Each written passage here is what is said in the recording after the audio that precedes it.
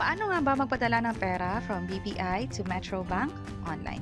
By the way, kung first time mo sa channel na to and gusto mo pa ng mga online tutorial videos katulad nito, please click the subscribe button. I-open ko to ang BPI mobile app at mag-login gamit yung username and password. Pwede rin naman yung fingerprint, so scan ko yung daliri ko sa phone ko at nakapag-login na successfully. Andito agad yung mga deposit accounts ko, magiging balanse. Sa pinakababa mayroong transfer. Piliin ko yan. Para makapag-transfer, piliin itong to another bank. Also, kung sakaling meron pala kayo ng QR code, halimbawa katabi nyo lang yung pagkapasahan ninyo, pwede kayo mag-transfer via QR code at i-scan nyo na lang yung QR code. Meron din isang paraan, kung sakaling pinadala na lang sa inyo yung picture, tap nyo lang to upload QR code sa bandang baba at i-upload na lang yung QR code na pinadala sa inyo. Pero kung wala kayo nun, manual na lang, piliin ko yung to another bank. Transfer from, pipiliin ko yung savings account na pagagalingan ng perang padala.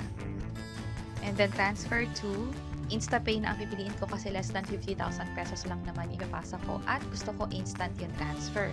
Pero kung sakaling more than 50,000 pesos, PesoNet lang yung choice natin at kapag ginawa nyo yung pag-transfer na after 4 p.m., the next banking day pa siya mapaprocess. Piliin ko yung InstaPay. Hanapin ko rito ang Metro Bank. Ito siya, Metropolitan Bank and Trust Company. Account number, i-enter lang dito. Next is kung sino yung owner ng bank account na yon. Merong option na i-add to sa favorites. Ibig sabihin, isa-save ko na yung banking details. Para next time, kung magkapasa man ako ng pera dito, halimbawa regular ako magkapasa, monthly or weekly, nakasave na lang yung bank details dito sa BPI. Pero sa akin, hindi ko na siya isa-save. Tap ko yung continue. I-double check kung tama lahat. Next, i-enter yung amount. Tap ko yung continue. Dito, kailangan ulit i-double check, making sure na tama yung account number na nilagay natin.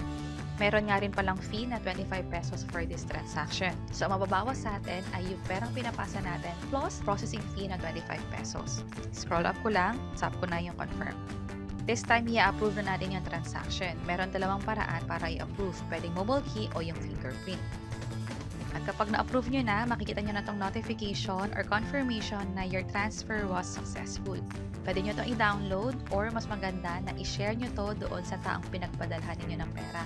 Para nga naman confirmation na natapos nyo na yung pag-fund transfer, pwede nyo nang i-double check sa side niya kung nakapasok na nga yung pera successfully.